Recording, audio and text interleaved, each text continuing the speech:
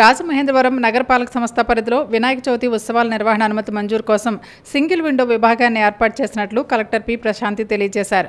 రాజమహేంద్రవరం నగరపాలక సంస్థ కార్యాలయంలోని 2వ అంతస్తునందు గల పట్టణ ప్రణాళిక విభాగంలో సింగిల్ విండోను ఏర్పాటు చేసినట్లు తెలిపారు. అనుమతుల మంజూరుకు రేపు సాయంత్రం 5 గంటల వరకు సంబంధిత అన్ని శాఖల అధికారులు ఇక్కడ అందుబాటులో ఉంటారని పేర్కొన్నారు. ఈ అవకాశాన్ని భక్తులు, ఉత్సవ కమిటీలు సద్వినియోగం చేసుకోవాలని సూచించారు. వినాయక చవితి ఉత్సవ కమిటీలు, భక్తులు పాటించాల్సిన నియమ నిబంధనలపై తూర్పుగోదావరి జిల్లా పోలీసులు విస్తృతంగా అవగాహన కల్పిస్తున్నారు. వినాయక చవితి వేడుకల్లో భాగంగా ఏర్పాటు చేయనున్న పందిళ్లు, మండపాల ఏర్పాటు సందర్భంగా పాటించాల్సిన నియమ నిబంధనలతో పాటు తీసుకోవలసిన ముందస్తు జాగ్రత్తల గురించి వివిధ పోలీస్ స్టేషన్ల పరిధిలో పోలీసులు పీస్ కమిటీ సమావేశాల్లో ఆటోల్లో ప్రచారం చేస్తున్నట్లు ఎస్పీ డి నరసింహకిషోర్ పేర్కొన్నారు. కొత్త బార్ లైసెన్సులకు ఆగస్టు 28న కలెక్టరేట్లో లాటరీ తీసి బార్లు కేటాయిస్తామని, సెప్టెంబర్ 1వ తేదీ నుంచి కొత్త బార్ల విధానం అమల్లోకి వస్తుందని ఎక్సైజ్ డైరెక్టర్ రాహుల్ దేవ్ శర్మ పేర్కొన్నారు. రాజమహేంద్రవరం నార్త్ జోన్ ఎక్సైజ్ కార్యాలయంలో రాజమహేంద్రవరం, కాకినాడ, అమలాపురం జిల్లాల ఎక్సైజ్ డిప్యూటీ కమిషనర్లు, సూపరింటెండెంట్లు, స్టేషన్ సీఏలతో సమావేశం నిర్వహించారు. ఈ సందర్భంగా ఆయన మాట్లాడుతూ కొత్త పాలసీ ప్రకారం బార్ లైసెన్సుల మంజూరులో ఆన్లైన్ విధానం అమలు చేస్తూ ఎంపిక విధానంలో పారదర్శకత పాటిస్తున్నట్లు తెలిపారు. రాష్ట్ర వ్యాప్తంగా 840 బార్లలో 10% కల్లుగీత కార్మికులు కేటాయించనున్నట్లు ఆయన పేర్కొన్నారు. లైసెన్స్ ఫీజులను 70 నుంచి 50% తగ్గించామని, వాటిని 6 వాయిదాల్లో చెల్లించవచ్చని తెలిపారు. 26వ తేదీ సాయంత్రం 5 గంటలలోపు దరఖాస్తులు స్వీకరిస్తారని, 28న కలెక్టర్ల ద్వారా లాటరీ నిర్వహించి సెప్టెంబర్ 1 నుంచి కొత్త పాలసీ అమల్లోకి వస్తుందని వివరించారు. సారా వ్యాపారాలపై కఠిన చర్యలు తీసుకోవాలని, 3 కన్నా ఎక్కువ కేసులు ఉన్నవారిపై పీడీ చట్టం అమలు చేయాలని సూచించారు. గ్రామ స్థాయిలో అవగాహన కార్యక్రమాలు, ర్యాలీలు, విద్యా సంస్థల్లో ప్రత్యేక చైతన్య సదస్సులు నిర్వహించాలని ఆదేశించారు. ఈ సమావేశంలో deputy commissioner Chaitanya Murali, assistant commissioner Renuka, excise సూపరింటెండెంట్లు Lavanya, SKVD Prasad, assistant excise సూపరింటెండెంట్లు నాగరాహుల్, రామకృష్ణ, 3 జిల్లాల సీఐలు తదితరులు పాల్గొన్నారు. పౌర సరఫరాల శాఖ ఆధ్వర్యంలో తూర్పుగోదావరి జిల్లాకు సంబంధించిన 5,59,302 స్మార్ట్ రేషన్ కార్డుల ముద్రణ పూర్తయి సంబంధిత తహసీల్దార్ కార్యాలయాలకు పంపిణీ చేసినట్లు జిల్లా జాయింట్ కలెక్టర్ ఎస్ చినరాముడు తెలియజేశారు. ఆగస్టు 31వ తేదీలోగా ఆయా గ్రామ, వార్డు సచివాలయాల ద్వారా స్మార్ట్ రేషన్ కార్డులను లబ్ధిదారుల ఇళ్ల వద్దే పంపిణీకి చర్యలు తీసుకున్నామని తెలిపారు. సెప్టెంబర్ 1 నుంచి ఆయా రేషన్ సభల వద్ద కూడా స్మార్ట్ రేషన్ కార్డులు అందజేయడం జరుగుతుందని తెలిపారు. ఈ స్మార్ట్ రేషన్ కార్డులు పూర్తిగా ఉచితంగా అందజేస్తున్నట్లు, కాబట్టి ఎవరు ఎటువంటి రుసుము చెల్లించవలసిన అవసరం లేదని స్పష్టం చేశారు. Team India senior batter Cheteshwar Pujara అంతర్జాతీయ క్రికెట్కు వీడ్కోలు పలుకుతున్నట్లు ఈరోజు ప్రకటించారు. ఈ మేరకు తన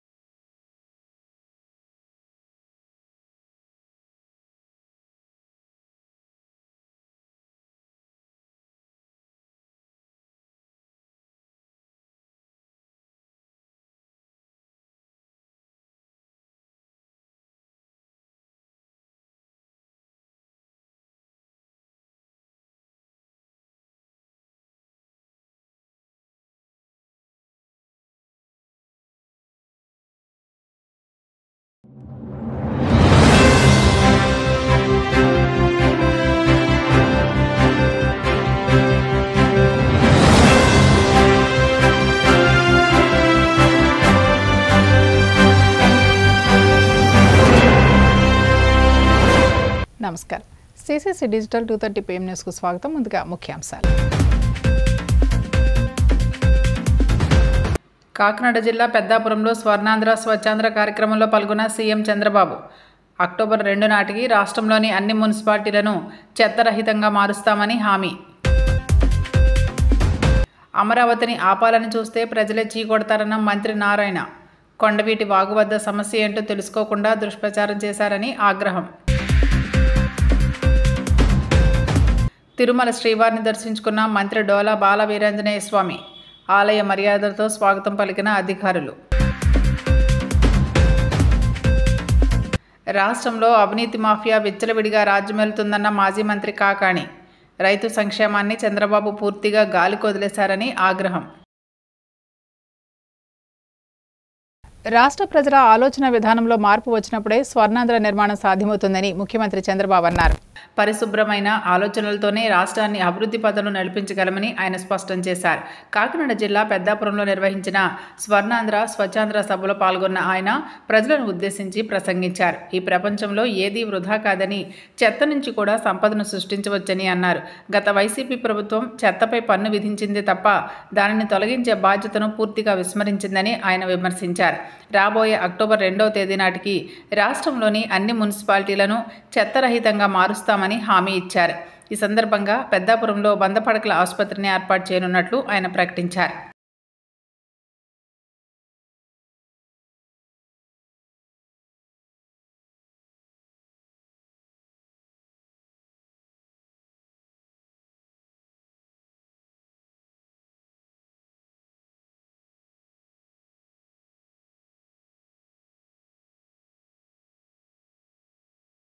మీరందరూ పరిశుభ్రంగా ఉండాలని చెప్పడానికి ఇక్కడికి వచ్చాను. మీ మున్సిపాలిటీలో కూడా చూశాను. చూసిన తర్వాత నాకు ఒక నమ్మకం వచ్చింది. మనం చేసే ప్రయత్నాలు జయప్రదం అవుతున్నాయి. మామూలుగా ఎవరు ఈ పనులు చెయ్యరు.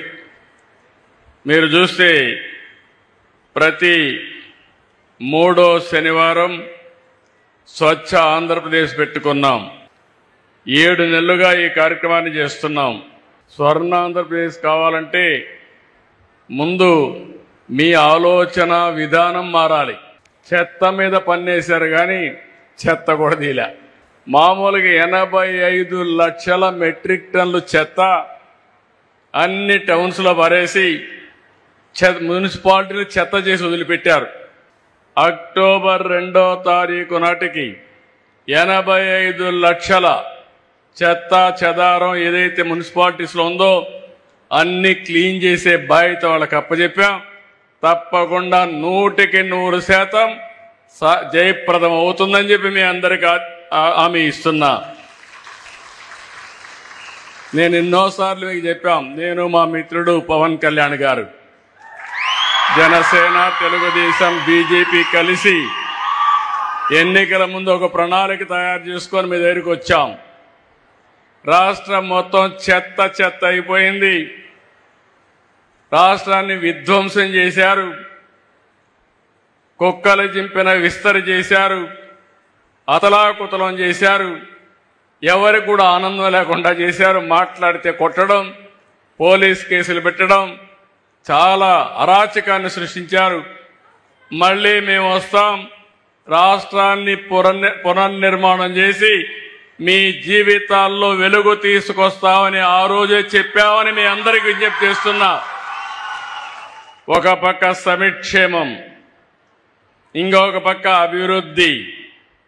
ఈ రెండు కావాలంటే సుపరిపాలన. ఇవన్నీ కూడా పెట్టుకొని ఒక స్పష్టమైన ఆలోచన, ఎక్కడా డైవర్షన్ లేదు. నేను ఒకటే చెప్పాను, స్వర్ణాంధ్రప్రదేశ్ ఒక విజన్ తయారు చేశాను. 2047కి మీ అందరికీ ఆదాయం పెరగాలి, ఆరోగ్యంగా ఉండాలి, మీరందరూ ఆనందంగా ఉండాలి, మీ ముఖాల్లో ఆనందం చూడాలని నాకు ఏకైక కోరిక. ఇది సాధించి తీరతామని మరొకసారి మీ అందరికీ విజ్ఞప్తి చేస్తున్నా. అందుకే ఈ ప్రభుత్వం చాలా స్పష్టంగా ఉన్నాం. పేదవాడి ఆరోగ్యం కోసం ఏం చేయాలో చేస్తాం. ప్రభుత్వం కొత్త పాలసీ తీసుకొస్తున్నాం. ప్రభుత్వ ఆధ్వర్యంలోని ప్రైవేటు వ్యక్తులు మేనేజ్ చేసేట్టుగా 100 పడకల ఆసుపత్రి ఈ పెద్దాపురంలో పెట్టించే బాధ్యత తీసుకుంటామని మీ అందరికీ హామీ ఇస్తున్నా. కొండవీటి వాగు వద్ద సమస్య ఏంటో తెలుసుకోకుండా దుష్ప్రచారం చేశారని మంత్రి నారాయణ మండిపడ్డారు. రాజధానిలో నీరుకొండ వద్ద కొండవీటి వాగును ఆయన పరిశీలించారు. వెస్ట్ బైపాస్ బ్రిడ్జి కింద వాగు ప్రవాహానికి 25 అడుగుల లోతులో ఉండాలని, అయితే పూర్తిగా మట్టితో నిండిపోవడంతో నీళ్లు వెనక్కి వచ్చాయని చెప్పారు. అధికారులు స్పందించి రోడ్డుకు గండి కొట్టి నీటిని బయటకు పంపించారని చెప్పారు. నిజాలు తెలుసుకోకుండా పనిగట్టుకుని దుష్ప్రచారం చేయడం సరికాదన్నారు. అమరావతిని ఆపాలని చూస్తే ప్రజలే చీకొడతారని నారాయణ అన్నారు. అమరావతి క్యాపిటల్ సిటీలో మళ్ళా వర్క్స్ టేక్ ఆఫ్ అయినాయండి. అయితే గత వర్షాలు వచ్చినప్పుడు కొంతమంది పని కట్టుకుని దీని మీద దుష్ప్రచారం చేశారు. అసలు ప్రాక్టికల్ గా ఇక్కడ సమస్య ఏందనేది తెలుసుకోకుండా వెస్టర్న్ బైపాస్ రోడ్ ఉందో అది 220 మీటర్ల లెంత్ లో కొండవీటి బ్రిడ్జ్ కట్టారు. అండర్ కన్స్ట్రక్షన్ అంటే వర్క్ జరుగుతుంది, ఇంకా పూర్తి కాల. జరిగేటప్పుడు దాని కింద కంప్లీట్ గా మట్టి బ్లాక్ అయిపోయింది. బ్రిడ్జి కింద 25 అడుగులు క్లియర్ కట్ ఉండాలి. అంటే నెదర్లాండ్స్ లో డిజైన్ చేసినప్పుడు బ్రిడ్జి కింద 25 అడుగుల ఎత్తులో క్లియర్ గా ఉండాలి, వాటర్ దాంట్లో ఫ్లో కావాలి. అయితే 0. మొన్న ఏమైందంటే వాళ్ళు వర్క్ చేస్తున్నందువల్ల అది కంప్లీట్ గా ఊడిపోయింది. దానివల్ల నీళ్లు వెనక్కి దంతం జరిగింది. అయితే వెంటనే అధికారులు యాక్చువల్ గా దాని మీద చూసి రోడ్డును కట్ చేసి బైపాస్ చేశారు వాటర్ పోయేదానికి. అది చేయగానే వాటర్ వెళ్ళి నెదర్లాండ్స్ యొక్క సీ కంటే కూడా వాళ్ళ టౌన్ కొద్దిగా డౌన్ ఉంటుంది అనేది ఉంది. అందువల్ల వాళ్ళ ఎక్స్పర్ట్స్ అని వాళ్ళ దగ్గర డిజైన్ చేయించాం.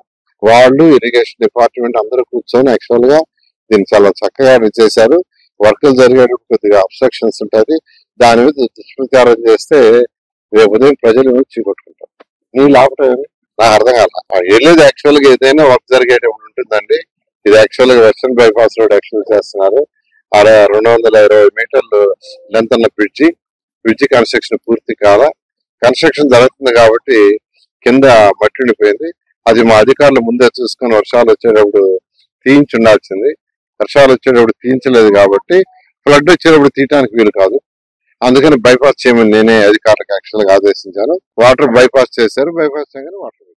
కలియుగ ప్రత్యక్ష దైవం తిరుమల శ్రీ వెంకటేశ్వర స్వామి వారిని సాంఘిక సంక్షేమ శాఖ మంత్రి డోలా బాలవీరాంజనేయ స్వామి దర్శించుకున్నారు.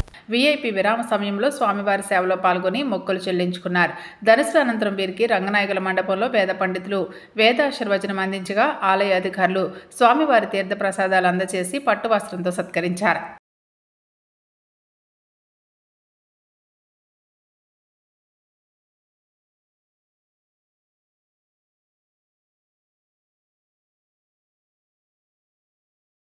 దేవదేవుని వైకుంఠవాసుని శ్రీ వెంకటేశ్వర స్వామి దర్శనం చేసుకోవడం జరిగింది.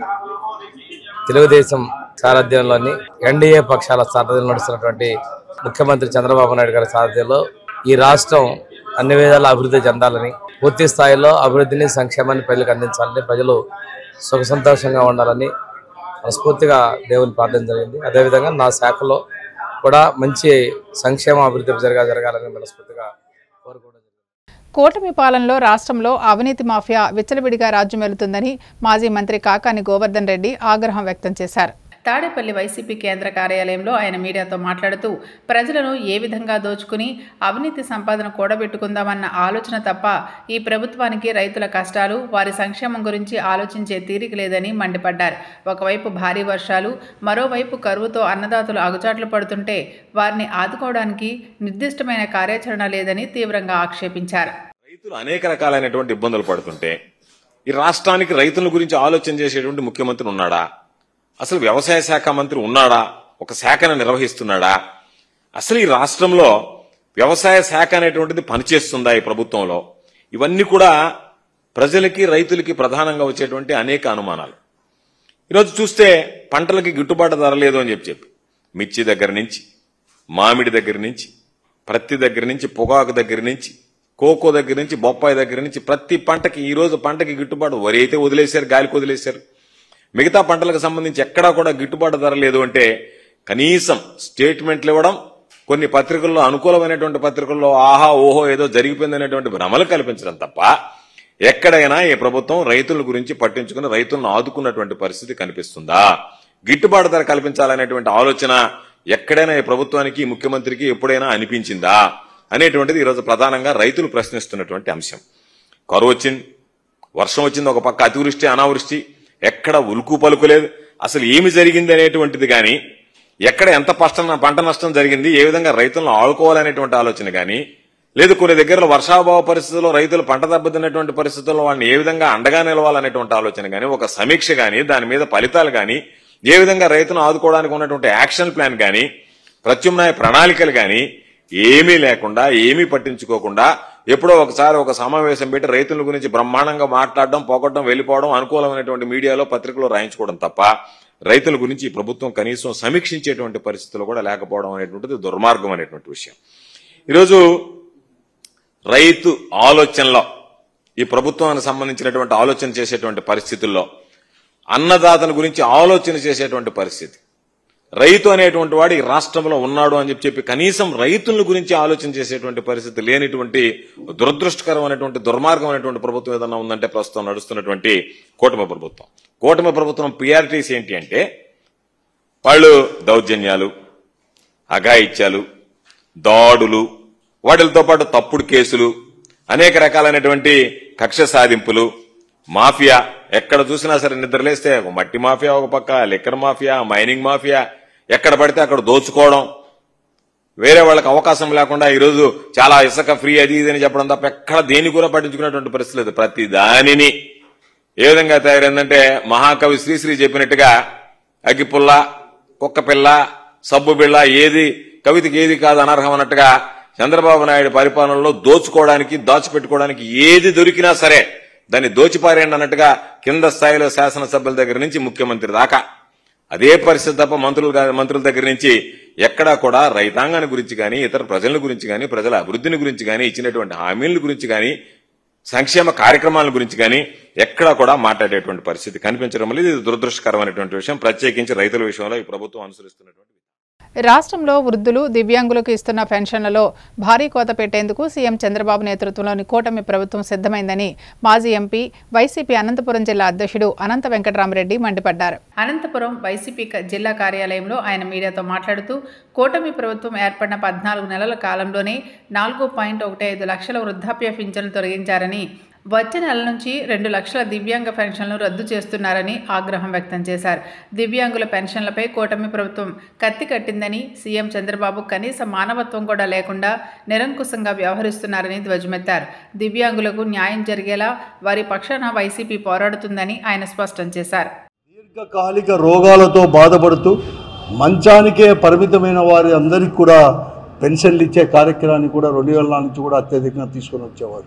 ఆ తర్వాత వచ్చే ప్రభుత్వాలు కూడా దాన్ని కంటిన్యూ చేస్తూనే, మరీ ముఖ్యంగా జగన్మోహన్ రెడ్డి గారు 2019లో ముఖ్యమంత్రి అయిన తర్వాత కూడా ఈ పెన్షన్లు అప్పటికి కేవలం రాష్ట్ర వ్యాప్తంగా కూడా 30 లక్షల మందికి మాత్రమే ఇచ్చే పెన్షన్లని జగన్మోహన్ రెడ్డి గారు ముఖ్యమంత్రి అయిన తర్వాత దివ్యాంగుల్లో కూడా 6 రకాల దివ్యాంగులు కాకుండా దాదాపుగా 11 రకాల 21 రకాల వారిని కూడా గుర్తించి కేటగరైజ్ కూడా చేసేసి కూడా వారికి కూడా ఆర్థికంగా కూడా ఎవరెవరికంటే మంచంలో ఉండి పూర్తిగా దిగి పని చేసుకోలేని వారికి 10,000, 15,000 ఇచ్చే కార్యక్రమం కూడా చేపట్టడం జరిగింది. జగన్మోహన్ రెడ్డి గారు ముఖ్యమంత్రిగా దిగిపోయేంత సమయానికి అంటే 2024 మార్చి, ఏప్రిల్, మేలో కూడా దాదాపుగా ఈ రాష్ట్రంలో 66,34,000 మందికి పెన్షన్లు అనేది కూడా ఇచ్చేవారు. అందరికి కూడా అన్ని రకాల వారికి కూడా 66,34,000. ఇంకా చాలామంది అర్హత ఉన్నారని చెప్పేసి ఎన్నికల సమయంలో కొత్త పెన్షన్లు అనేది కూడా ఆ రోజు జగన్మోహన్ రెడ్డి గారు ప్రతి సంవత్సరము జనవరిలో ఒక మారు, జూన్లో ఒక మారు అర్హత సాధించిన వారందరికీ కూడా కొత్త పెన్షన్లు కూడా శాంక్షన్ చేసే ఒక పద్ధతి అనేది కూడా తీసుకొని వచ్చింది జగన్మోహన్ రెడ్డి గారు ముఖ్యమంత్రిగా ఉన్నప్పుడు. ఎన్నికల సమయంలో ఈ కూటమి ప్రభుత్వంలో ఉండే భాగస్వాములు 3 పార్టీలు కూడా కలిపి అంతకంటే పెద్ద ఎత్తున సంక్షేమం ఇస్తామని చెప్పేసి 3,000 రూపాయలు ఇస్తున్న పెన్షన్ని 4,000 రూపాయలు కూడా చేస్తామని, అలాగే వికలాంగులకు అంటే దివ్యాంగులకు అందరికి కూడా 6,000, 10,000, 15,000 కేటరైజ్ కూడా చేసేసి కూడా ఇస్తామని చెప్పేసి కూడా చెప్పి కొత్త పెన్షన్లు అర్హత ఉన్న వారందరికీ కూడా ఇస్తాము, చాలామంది అర్హత ఉన్నా కూడా జగన్మోహన్ రెడ్డి గారి యొక్క ప్రభుత్వం ఇవ్వలేదని చెప్పేసి పెద్ద ఎత్తున ప్రచారం చేసి వారి యొక్క ప్రజల యొక్క విశ్వాసాన్ని చూరుకొని కూటమి ప్రభుత్వం కూడా అధికారంలోకి రావడం జరిగింది. 2024 జూన్లో కూడా వస్తానే ఒక 3-4 నెలలు మాత్రం పెన్షన్లు అయితే వారు చెప్పిన ప్రకారం కూడా ఇవ్వడం జరిగింది. ప్రభుత్వం ఏర్పడిన తర్వాత, కూటమి ఏర్పడిన తర్వాత వారు అనేది కూడా కోతలు అనేది కూడా ప్రారంభం కూడా చేసుకోవడం కూడా జరిగింది. ఏకంగా ఈ 13-14 నెలల్లో అంటే ఒక సంవత్సర కాలంలోనే ఆ రోజు జగన్మోహన్ రెడ్డి గారు ముఖ్యమంత్రిగా ఉన్న 66,34,000 పెన్షన్ని ఒకటికే మారు ఒక సంవత్సరం లోపల 62,19,000 మాత్రమే, అంటే దాదాపుగా 4,15,000 మందికి కోత అనేది కూడా పెట్టింది జరిగింది. కంప్లీట్గా కూడా తీసివేయడం జరిగింది. అర్హత అనేది కూడా ఉన్నా కూడా వీరందరూ కూడా ఎప్పటి నుంచో కూడా 10-15 సంవత్సరాల నుంచి కూడా పెన్షన్లు పొందేవారు కూడా అనర్హులుగా తేల్చి ఈ 4,15,000 మందిని కూడా తీసివేయడం కూడా జరిగింది. వైసీపీ నేత భూమన కరుణాకర్ రెడ్డిపై టీడీపీ సీనియర్ నాయకుడు శ్రీధర్ వర్మ తీవ్ర విమర్శలు గుప్పించారు. తిరుపతిలో ఆయన మీడియాతో మాట్లాడుతూ టీటీడీ చైర్మన్ బీఆర్ నాయుడుపై అసత్య ప్రచారం, అసభ్యకర వ్యాఖ్యలు సరికాదన్నారు. దళిత నేతలను చులకనగా మాట్లాడిన భూమన వెంటనే క్షమాపణ చెప్పాలని డిమాండ్ చేశారు. తన శైలి మార్చుకోకపోతే జైలు ఊసలు లెక్కపెట్టే సమయం దగ్గర పడుతుందని హెచ్చరించారు. దొంగ అనడంలో చాలా మేధావితనం చూపిస్తారు. సామెత ఉండేది, గురిగింజ కింద ఏదో ఉండదని దాన్ని అందరినీ అవమానిస్తుందంట. కరుణాకర్ రెడ్డి గారు ఎమ్మెల్యే అయినా, చైర్మన్ అయినా, ఎక్స్ అఫీషియో బోర్డు మెంబర్ అయినా కూడా దర్బార్కి ఏమి కొరవ లేకుండా నడిచేవాడు. గోశాలలో గోవులు మరణిస్తాయన్నప్పుడు ఆ సమాచారం ఎలా వచ్చిందని అడిగితే, మా నాయకులందరూ అడిగితే, నాకు టీటీడీలో 2,000 మంది సన్నిహితులు ఉన్నారు అని అన్నారు. ఆయనకున్నది అంటే కొన్ని వేల మంది ఉంటే 2,000 మంది కోసమే ఆయన చైర్మన్ పదవి తీసుకున్నట్టుగా అనిపిస్తున్నది. ఇప్పుడు దబేదార్ని కించపరిచేది కాకుండా, స్వీపర్ని కించపరిచేది కాకుండా, రాత్రి పగులు భక్తి భావనలతో పనిచేస్తున్న టీటీడీ ఎంప్లాయీస్ అందరినీ కూడా అవమానపరిచిన విధంగా మేము తెలుగుదేశం పార్టీ తరఫున ఖండిస్తున్నాం. వాళ్ళందరికీ క్షమాపణ చెప్పాలి. చైర్మన్ గారు ఈరోజు ఆయన వాటర్ ఆయనే తాగుతాడు, ఆయన కాఫీ తాగిన దానికి డబ్బులు కడతారు. ప్రోగ్రామ్ పోవాలన్నా, ఎక్కడ ఇన్స్పెక్షన్కి పోవాలన్నా కూడా ఆయన వెహికల్స్తోనే వెళ్తాడు. కానీ మీరు ఇంటి దగ్గర ఒక వెహికల్, ఆఫీస్ దగ్గర ఒక వెహికల్, కాన్వాయిలు ఈ అట్టహాసం చేయలేదు. కాబట్టి మీరు ఎదుటి వాళ్ళని అనేటప్పుడు మీరు ఏమి చేశారనేది ఒకసారి ఆలోచించుకోవాల్సిందిగా కోరుతున్నాం. ఆయన ట్రావెల్ ఏజెన్సీ నుంచి వచ్చిండొచ్చు, మనం ఎక్కడి నుంచి వచ్చామో కూడా అది ఒకసారి ఆలోచించుకోవాలి.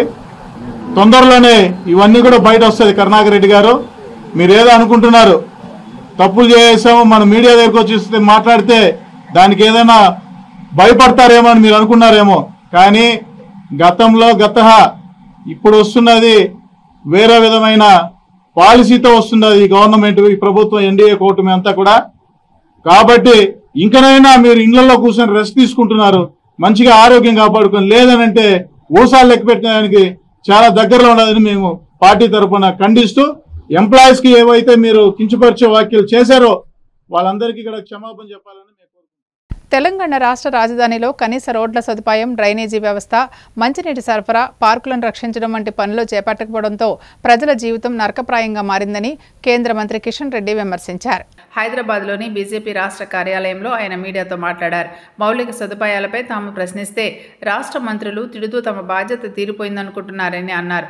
చేయాల్సిన పనులు చేసి తర్వాత తమను ఓటి కాదు 2 తిట్టినా పడతామని చెప్పారు. హైదరాబాద్లో ఏడాదికి పైగా వీధి లైట్లు లేని దౌర్భాగ్యం నెలకొందని, రోడ్లు అధ్వానంగా మారినా స్పందించేవారు కరువయ్యారని దుయ్యబట్టారు. దీనిపై ప్రశ్నిస్తున్న తమ పార్టీ నేతలను ఎక్కడికక్కడ గృహ నిర్బంధం చేస్తున్నారన్నారు. బీఆర్ఎస్, కాంగ్రెస్ ప్రభుత్వాలు జీహెచ్ఎంసీని నిర్వీర్యం చేశాయని విమర్శించారు. గతంలో ఉన్నటువంటి టిఆర్ఎస్ ప్రభుత్వము, ఇప్పుడు వచ్చినటువంటి కాంగ్రెస్ పార్టీ ప్రభుత్వం మన హైదరాబాద్ అభివృద్ధి పట్ల మాటలు కోటలు దాటుతున్నాయి. కానీ హైదరాబాద్లోని ఏ గలీలో కూడా ఈ ప్రభుత్వాలు చేసినటువంటి పనులు నామమాత్రంగా కనిపిస్తూ ఉన్నాయి. నాకు తెలిసినంత వరకు దేశంలో ఇలాంటి నగరాలతో పోల్చి చూసినట్లయితే వీధి లైట్లు వెలగనటువంటి నగరము ఈరోజు హైదరాబాద్ ఉన్నది. సంవత్సరం నుంచి ఏదో గల్లీలలో వెలగడం లేదంటే ఒప్పుకుంటాను. ప్రధానమైనటువంటి రహదారుల్లో కూడా వీధి లైట్లు వెలగడం లేదు. గతంలో భారతీయ జనతా పార్టీ తరఫున మా కార్పొరేటర్స్ అందరూ కూడా వీధి లైట్ల కోసం ధర్నా చేస్తే ప్రతి మున్సిపల్ డివిజన్కు 50 లైట్లు ఇస్తామని చెప్పారు. ప్రతి మున్సిపల్ డివిజన్లో 5,000 లైట్లు ఉంటాయి మినిమం, కానీ ఇస్తామన్నది 50 లైట్లు. ఆ 50 లైట్లు కూడా ఎక్కడ ఇవ్వలేదు, వేయలేదు. మీరు షాప్స్ బంద్ చేసినట్లయితే, వాహనాలకు లైట్లు లేకుండా షాపుల లైట్లు బంద్ చేసినట్లే హైదరాబాద్లో తిరగడం కష్టం. అటువంటి పరిస్థితులు నేను పత్రికల్లో కూడా కోరుతా ఉన్నాను. మీరు సాయంకాలం టైం 8 తర్వాత ఏ రోడ్డు మీద వెళ్తున్నప్పుడు కూడా ఒక్కసారి స్ట్రీట్ లైట్ ఏ స్తంభాలు వెలుగుతున్నాయో, ఏ స్తంభాలు వెలగడం లేదో మీరు ఒకసారి అబ్జర్వ్ చేయాల్సిందే కోరుతాను. అంత దయనీయమైనటువంటి పరిస్థితుల్లో గతంలో బీఆర్ఎస్ పార్టీ ఈరోజు కాంగ్రెస్ పార్టీ పుణ్యమాని హైదరాబాద్ నగరం ఈరోజు అనేక సమస్యలతో విలవిలలాడుతూ ఉన్నది, అనాథగా మారిపోయింది. ఇది హైదరాబాద్ అంటే హైటెక్ సిటీ కాదు, హైదరాబాద్ అంటే మాదాపూర్ కొండాపూర్ కాదు. ఒరిజినల్ హైదరాబాద్ వదిలేశారు.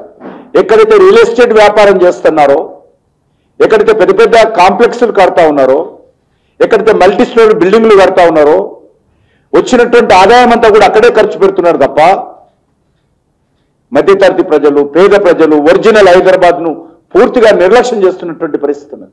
వీధి లైట్లు కూడా కొనలేనటువంటి దరిద్రమైనటువంటి పరిస్థితి ఈరోజు హైదరాబాద్లో ఉందంటే ఈ ప్రభుత్వ పనితీరు ఏ రకంగా ఉందో అర్థం చేసుకోవచ్చు. నేను గతంలో కూడా అనేక సార్లు చెప్పాను, హైదరాబాద్లో తెలంగాణ రాష్ట్రానికి 70% ఆదాయం రెవెన్యూ ఇస్తుంది. తెలంగాణ రాష్ట్ర ఆదాయంలో 70% హైదరాబాద్ నుంచి వస్తుంది. కానీ హైదరాబాద్ కేటాయింపులు ఎంత అడుగుతాను. హైదరాబాద్ కేటాయింపులు అంటే ఫ్లైఓవర్ల కోసం కేటాయించిన డబ్బులు కాదు, హైటెక్ సిటీలో ఖర్చు పెడుతున్నటువంటి డబ్బు కాదు. కనీస రోడ్లు హైదరాబాద్లో, డ్రైనేజ్ వ్యవస్థ, డ్రైనేజ్ కలవనటువంటి మంచినీటి సరఫరా, కనీసమైనటువంటి వీధి లైట్లు, ఉన్నటువంటి పార్కులు ఎండిపోకుండా చూడడము, వర్షపు నీరు వెళ్ళేటువంటి స్ట్రాంగ్ వాటర్ పైప్ లైన్స్, వరద నీటి పైప్ లైన్లు ఏవైతే ఉంటాయో వాటి సిల్ట్ తీయడం, ఇవి నేను మినిమం అడుగుతాను. ఈ సమస్యలు కూడా హైదరాబాద్లో పరిష్కారం చేయలేనటువంటి దౌర్భాగ్యమైనటువంటి పరిస్థితి ఈరోజు హైదరాబాద్లో వచ్చింది. దీని మీద భారతీయ జనతా పార్టీ అనేక రోజులుగా డిమాండ్ చేస్తా ఉన్నాం. మా కార్పొరేటర్స్ జిహెచ్ఎంసీ జనరల్ బాడీ సమావేశంలో మాట్లాడితే మైక్ ఇవ్వరు. తూతు మంత్రంగా జిహెచ్ఎంసీ సమావేశాలు నిర్వహిస్తున్న పరిస్థితి ఉన్నది. 150 మంది కార్పొరేటర్స్, కనీసం అందులో 20%, 10% తమ డివిజన్లలో ఉన్నటువంటి సమస్యలు లేవనెత్తే అవకాశం ఇవ్వాలి. ప్రజలు ఎన్నుకున్నది ఎందుకు? అంత ప్రతిష్టాత్మకంగా ఎన్నికల్లో గెలిచిన తర్వాత ప్రజల ఇబ్బందులు కూడా జిహెచ్ఎంసీలో మాట్లాడేటువంటి పరిస్థితి లేకుండా తూతు మంతరంగా సమావేశాలు నిర్వహించుకొని బడ్జెట్లు పాస్ చేసుకొని ఈరోజు ముందుకెళ్తాం. వార్తలు ముగించే ముందు ముఖ్యాంశాలు మరోసారి. కాకినాడ జిల్లా పెద్దాపురంలో స్వర్ణాంధ్ర స్వచ్ఛాంధ్ర కార్యక్రమంలో పాల్గొన్న సీఎం చంద్రబాబు అక్టోబర్ 2 నాటికి రాష్ట్రంలోని అన్ని మున్సిపాలిటీలను చెత్తరహితంగా మారుస్తామని హామీ. అమరావతిని ఆపాలని చూస్తే ప్రజలే చీకొడతారన్న మంత్రి నారాయణ. కొండవీటి వాగు వద్ద సమస్య ఏంటో తెలుసుకోకుండా దుష్ప్రచారం చేశారని ఆగ్రహం. తిరుమల శ్రీవారిని దర్శించుకున్న మంత్రి డోలా బాల వీరాంజనేయ స్వామి. ఆలయ మర్యాదలతో స్వాగతం పలికిన అధికారులు. రాష్ట్రంలో అవినీతి మాఫియా విచ్చలవిడిగా రాజ్యమేలుతుందన్న మాజీ మంత్రి కాకాణి. రైతు సంక్షేమాన్ని చంద్రబాబు పూర్తిగా గాలికి వదిలేశారని ఆగ్రహం. సీసీ సున్నా సమాప్తం. నమస్కారం.